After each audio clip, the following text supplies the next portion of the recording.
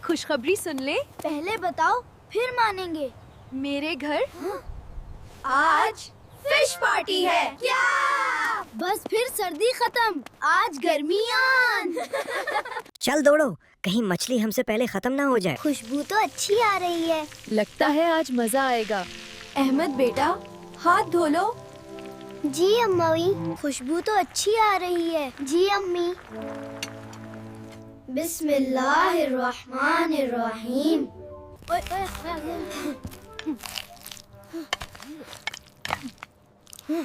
मछली भाग तो नहीं रही। भूख बहुत लगी है यार। अरे नवाला गिर गया। छोड़ो, बाद में देखेंगे।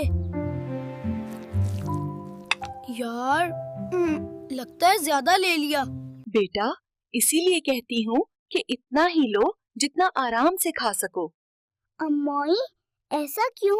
अल्लाह ताला कुरान पाक में हमें सिखाते हैं, खाओ और पियो लेकिन जाया ना करो।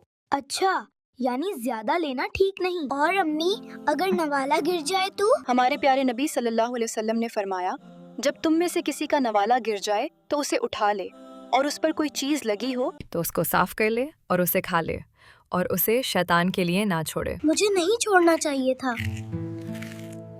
बस यही सिखाना था। जज़ाकल्लाह आंटी। देखो, सीखो, मुस्कुराओ।